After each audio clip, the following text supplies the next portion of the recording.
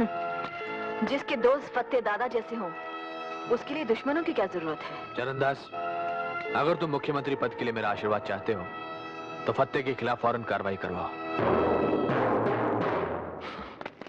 आप चरणदास जी के साथ थाने में जाइए। अगर फिर भी कार्रवाई ना हो तो मुझे फोन कीजिएगा। जी अच्छा, शुक्रिया। आपका नाम क्या है? भवानी। जाइए, आइए। मंगल। हुजूर। इसके बारे में पता करो, कौन है ये? अभी लीजिए जनाब। शिव शिव शिव शिव शिव शिव।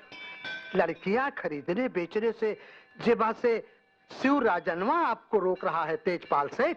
हाँ जी, वो इस तरह तो अपना हुस्न मंडी वाला तंदाई चौपट हो जाने वाला है प्रभु। धर्मदास, एसीबी शिवराजन को खत्म करा दो, मगर इस तरह कि शक सत्तार के गिरोह पर जाए। शुक्रिया। तेजपाल सेठ, कोरा शुक्रिया प्रभु को पसंद नहीं है। ऐसी बात नहीं है, लीजिए। पूरे 10 लाख की पेटी है। धन्यवाद। और दानबल, तुम्हारा मुंह कैसे लटका हुआ है? मुंह तो मेरा लटके ही लटके पुरुषोत्तम जी। ये चरणदास जी कहते हैं मने आप ही पेनल्टी समेत 20 लाख को टैक्स भरना पड़ेगा। बिल्कुल ठीक कह रहे हैं। तुम्हें समझना चाहिए दानमल कि चुनाव के मौके पर हमारी पार्टी का हर आदमी नेक और शरीफ नजर आना चाहिए। शराफत में तो मैं लोगों की आफत हो जाएगी पुरुषोत्तम जी। घबराओ मत, चरणदास मुख्यमंत्री बन गया तो टैक्स में तुम्हारा 1 करोड़ रुपया बचवा देंगे। जय त्रिशूलधारी, सब कृपा है तुम्हारी। और कोई खास बात? प्रभु जी, ये तापड़िया सेठ अफीम और गांजे के धंधे में आने के लिए आपका आशीर्वाद चाहते हैं। आशीर्वाद के लिए धन्यवाद दे दो। और ये सेठ राधेश्याम है, इनका बेटा कत्ल के केस में फंसा हुआ है और सुनवाई अपने मक्कड़ साहब के कोर्ट में। जहां जज न्यायमूर्ति मक्कड़ हो, वहां अपराधी के साथ कभी अन्याय नहीं होता। जरा राधेश्याम जी को उनके बेटे की जान की कीमत बता दो। हाँ? फकत 1 लाख? फकत 1 करोड़ जी। प्रभु जी की इकाई अब करोड़ से ही शुरू होती है। प्रभु जी, अब तनी नीचे चलकर विश्राम कर लिया जाता। विश्राम करने से पहले जरा ये भी पढ़ लिया जाए प्रभु जी। मुख्तसर सी कहानी आपकी मिस भवानी की। तो भवानी करमवीर गणेश दत्त जी की कर्मठ बिटिया है।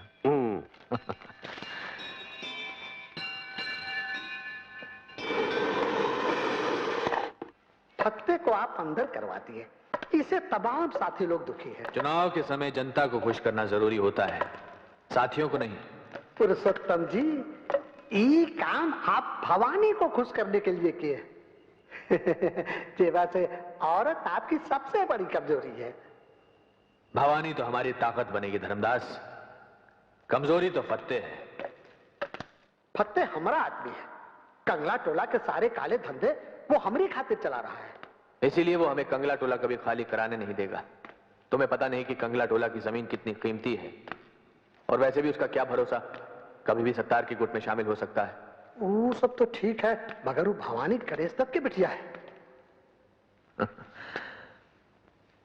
वो भी हमारे लिए उसी तरह काम की साबित होगी जैसे गणेश दत्त हुआ था।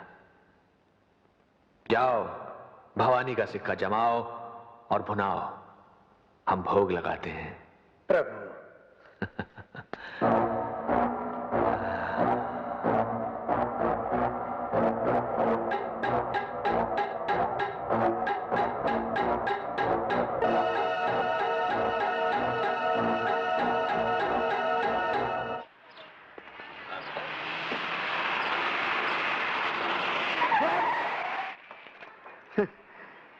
कितना कम है फासला मौत और जिंदगानी के बीच का केशव कुमार।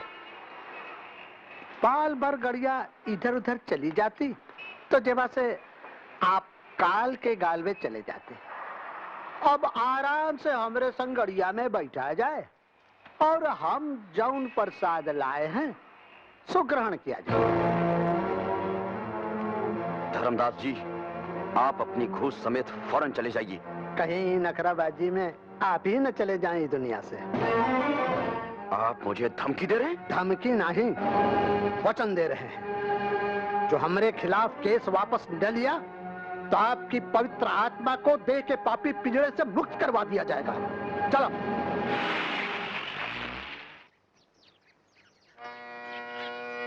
सा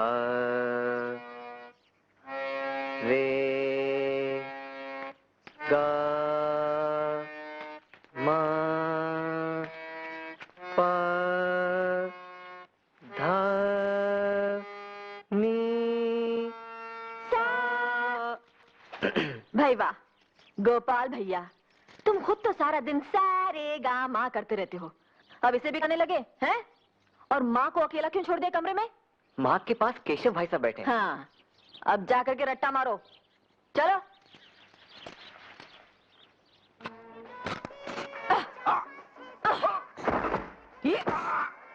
कमला जी दीदी, अब तुम करके बताना। भवानी जी, गोया आप यहाँ औरतों को मर्दों की पिटाई करना सिखाती हैं। सिर्फ सड़क छाप मजनुओं की। महल छाप मजनुओं की नहीं। आप हमारे साथ आइए। चलिए।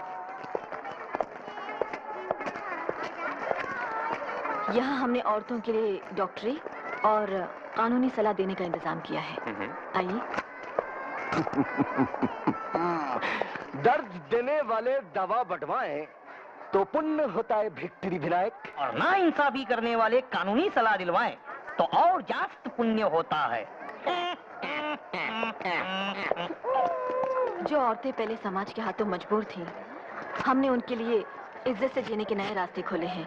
और उन्हें खोलने के वास्ते पैसे किस धर्मात्मा ने दिए हैं? जो इधर में पहले चकला खोले ले थे। इंस्पेक्टर, आपको यहाँ कोई काम है? है ना, सलाम करना है कंगला टोला के नए दादा इस नई दादी को। देखिए इंस्पेक्टर, हम न यहाँ की कोई दादा है ना दादी, हम तो इन औरतों की सहेली हैं। हम न सिर्फ इन्हें दादाओं से बचाएंगी, बल्कि दादाओं को सलाम करने वाले थानेदारों से भी। वाह वाह, उठ गई दुनिया से राहो रस्में यारी। हाय जी। हाय। आपने कुछ कहा? जी हाँ, कह रहा था कि आप भी एक मोहरा बन गई हैं किसी की राजनीतिक शतरंज का।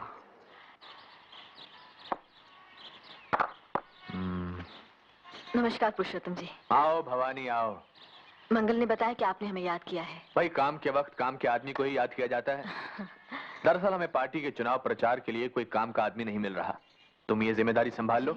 रामू जी साहब। जरा लाइब्रेरी में चाय रखवाना। अच्छा साहब। मैंने चरणदास से कहा है कि अगर हमारी पार्टी की सरकार बने तो तुम्हें समाज कल्याण मंत्री बनाए। लेकिन पुरुषोत्तम जी, हम किसी पार्टी या सरकार की नहीं, जनता की सेवा करना चाहते हैं। आओ भवानी, मैंने भी कभी किसी सरकारी गद्दी पर बैठना मंजूर नहीं किया।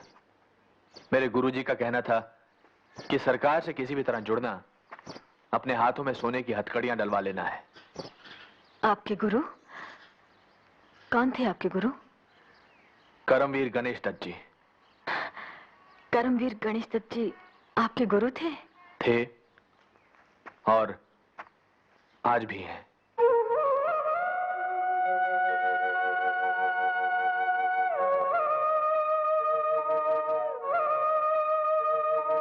देखो भवानी, मुझे मालूम है कि तुम्हें मेरे सहारे की जरूरत नहीं, लेकिन यकीन मानो, भ्रष्टाचार से लड़ने के लिए मुझे तुम्हारे सहारे की सख्त जरूरत है। हम राजनीति से हमेशा दूर रहती आई हैं। हमारे पिताजी कहा करते थे कि इस देश को पार्टीबाज राजनीति की नहीं, बल्कि गरीब नवाज नीति की जरूरत है। पुरुषोत्तम जी की इस मंच से अगर हम बोल रही हैं, तो सिर्फ इसलिए कि ये मंच चुनाव लड़ने का नहीं, भ्रष्टाचार से लड़ने का मंच है।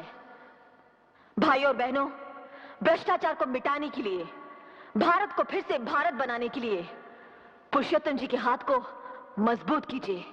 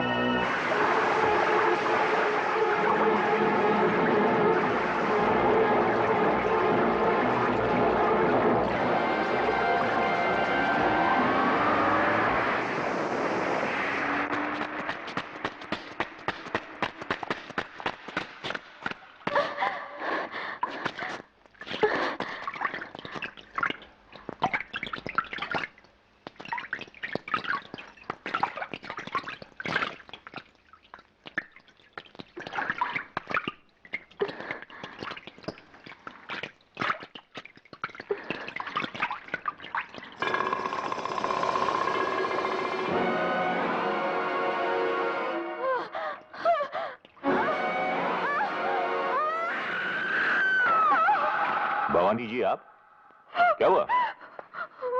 वो फतेह दादा ने income tax officer Keshav Kumar का खून कर दिया। फतेह दादा ने? लेकिन वो तो हवालात में बंद है। हम इतना जानते कि खून उसी ने किया। लाश को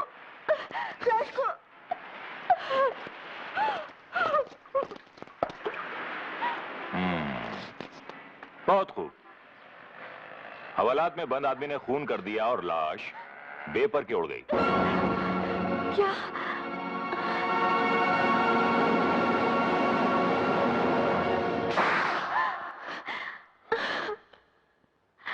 क्या ये सच नहीं है कि एक दिन सुधा ने अपने पति केशव के साथ आपको रंगे हाथों पकड़ा था? बोलिए बोलिए। नहीं। आप हमसे 100 बार पूछ चुके हैं और हम आपको 100 बार बता चुकी हैं कि सुधा को गलतफहमी हुई थी। गलतफहमी तो आपको हुई थी कि सुधा बेवकूफ है। नहीं।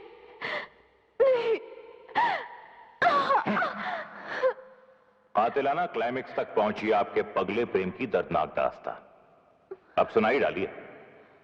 आपका बयान तो कुछ यूं होना चाहिए कि जब मैंने जवानी की दहलीज पर कदम रखा तो पिताजी केशव नाम के एक अनाथ लड़के को घर ले आए। राखी बंधवाकर वो मेरा भाई बन गया। लेकिन इस पवित्र रिश्ते की आड़ में मैंने उससे नाजायज ताल्लुकात कायम कर लिए। 4 महीने पहले मुझसे ऊब कर उसने किसी और से शादी कर ली। जब राखी के दिन वो मुझसे यह कहने आया कि अब वो मुझसे सिर्फ भाई की हैसियत से मिलेगा तो मुझसे बर्दाश्त नहीं हुआ और मैंने उसका खून कर दिया। खून करने के बाद मैंने पूरी ऊंच नीच सोची और एक झूठी कहानी गढ़ी। एक प्राइवेट टैक्सी हायर की, उसकी लाश को टैक्सी में डाला और टैक्सी को डुबो दिया। ये सब झूठ है। प्राइवेट टैक्सी के मालिक और एक बछड़े के बयान से यह साबित होता है कि यह सब सच है। खोल दो इन्हें। सर, आप जोरावर, मुझे तुमसे उम्मीद नहीं थी कि मेरी पार्टी के खास वर्कर को तुम झूठे इल्जाम में टॉर्चर करोगे। सॉरी सर, गलती हो गई, माफ कर दीजिए। माफ तो तुम्हें भवानी करेगी। भवानी, मैं माफी चाहता हूं इस पुलिस ऑफिसर की ओर से, अपनी पार्टी की सरकार की ओर से, और खुद। आओ फतेह, आओ। नमस्ते। मैं तुम्हारा इंतजार कर रहा था। कैसे हो? बस आशीर्वाद है आपका। अरे अरे भाई, बहुत बहुत शाबाशी और बहुत बहुत शुक्रिया। आओ बैठो बैठो। नहीं, अरे बैठो बस यहीं ठीक, यहाँ। भाई मंगल। हाँ जी, ये लो। ये लो। अरे इसकी क्या जरूरत? अरे रखो रखो। अब आगे के लिए क्या हुक्म है हुजूर? हुक्म क्या है, बस लंबी तान कर सो जाओ। एक बहुत खतरनाक अपराधी फत्ते दादा पुलिस की हिरासत से भाग निकला है और नई सरकार के ईमानदार अफसरों तथा नेताओं को उससे जान का खतरा है।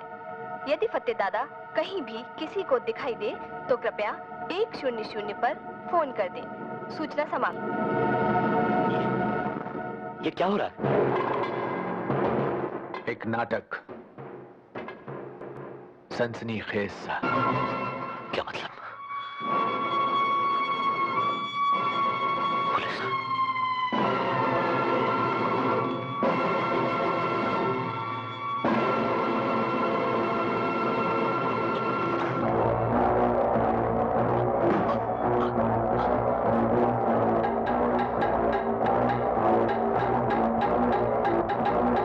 सुनो फत्ते, दिलेर फत्ते मौत को पीठ दिखाए, ये अच्छा नहीं लगता।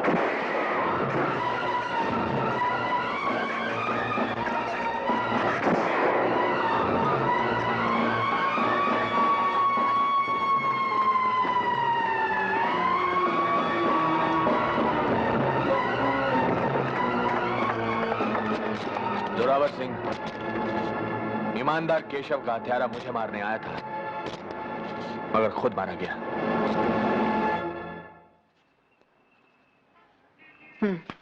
ये लो। अच्छा, तो हम चलती हैं। दीदी, एक बात और थी। बोलो। हम यहाँ आज शाम आपका जन्मदिन मना रहे हैं। हमने पुरुषोत्तम जी को भी बुलाया है। अरे यार, तुम भी हद करती हो। हम कोई बच्ची है जो हमारा जन्मदिन मना रही हो? हाँ? मैडम, जब तक आप बच्चों की माँ नहीं बनेंगी, बच्ची ही कहलाएंगी। आपको यहाँ किसने बुलाया है? लो, आप भूल गई। पुरुषोत्तम जी का हुक्म है कि अफसर लोग आकर आप ही को रिपोर्ट दें।